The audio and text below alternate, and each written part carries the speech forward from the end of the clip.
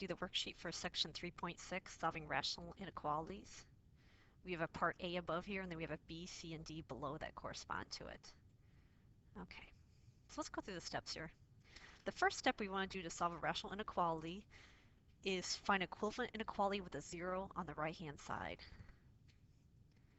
Okay, so what that means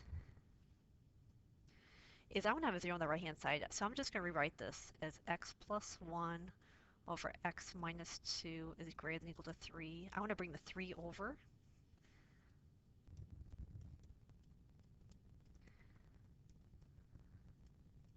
Okay, and then what I want to do is I want to combine these into one simple fraction. So I'm going to have x plus 1 minus 3 times x minus 2, so it has the same denominator, over x minus 2.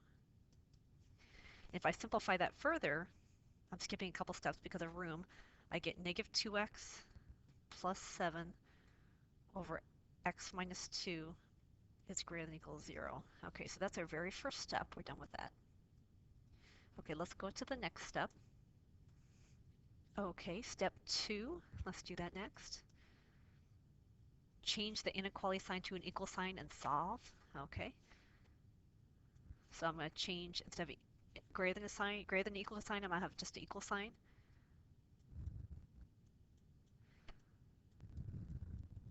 Set equal to 0.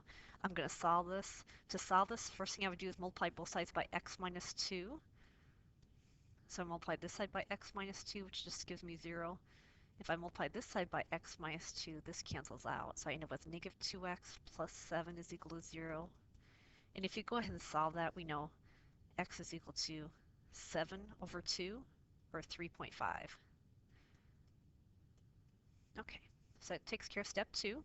Now let's go to step 3. Step 3 is find values for the variable for which the related function is not defined. Those would be the values that make the denominator undefined. So if we look at this function, I can tell that x minus 2 cannot be 0. In other words, x cannot be equal to 2. So notice it's not defined at 2.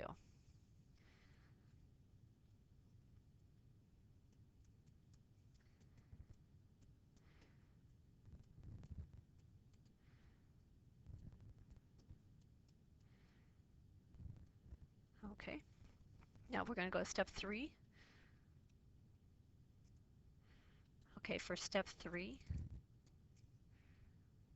I'm sorry, step 4, it says these two numbers right here are called critical values, and we're going to draw the x-axis, and the critical value is going to divide up the areas of the x-axis. So here's my x-axis, and then the 2 points I have on there are 2 and 3.5.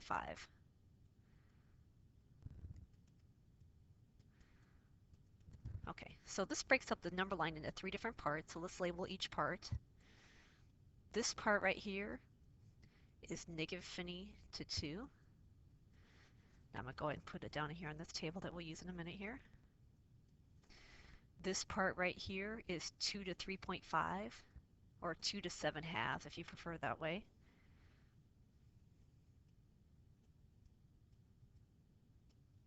Okay, and this part is 3 halves to infinity. I'm sorry, 7 halves to infinity.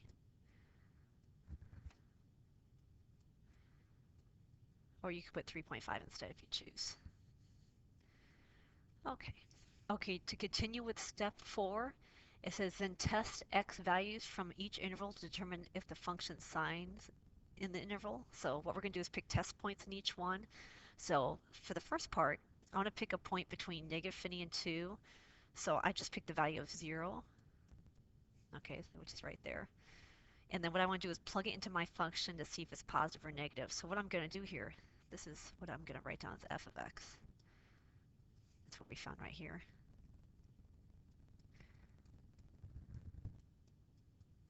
I'm going to plug in 0 into this function and just see if it's positive or negative.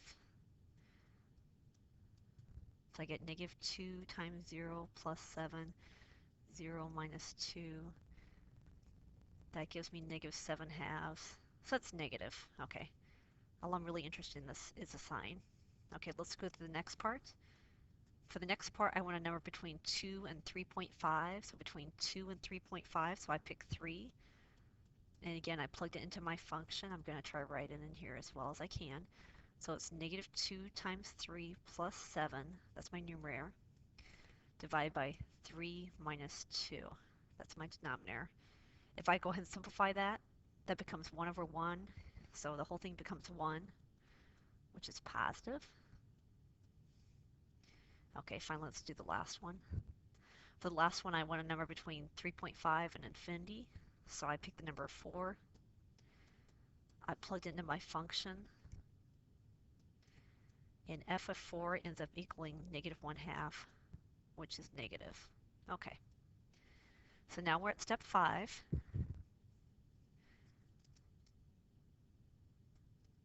Okay, step 5 says select the intervals for which the inequality are satisfied. Okay, so we're looking for, if you kind of look back here, where it's greater than or equal to 0. In other words, where it's positive. So this is the only one that's positive. So to answer a question, where is it greater than or equal to 0? It'd be only this part right here. It'd be 2 to 7/2. Now, since it has the equal sign 2, they talk about that in the next part.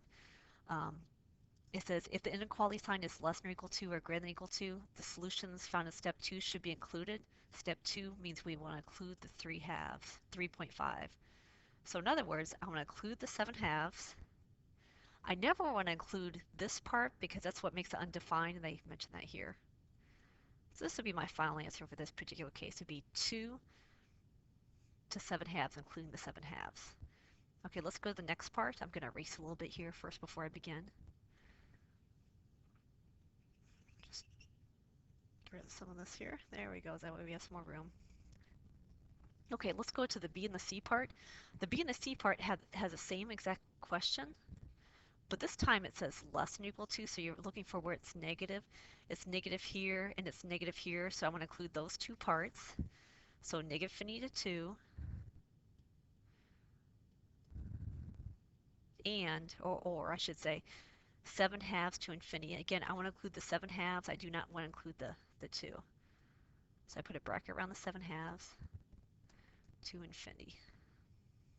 Okay, so that takes care of the second part. Now part C says just where's it greater than 0? So that's just like this one, but doesn't have the equal sign, so it's going to be this answer, not including the 7/2, so I'm going to have a parenthesis there instead.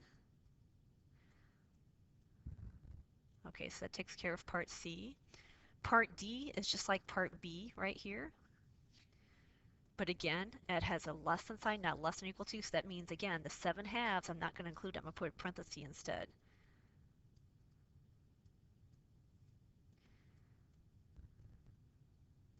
Okay, so that concludes this worksheet.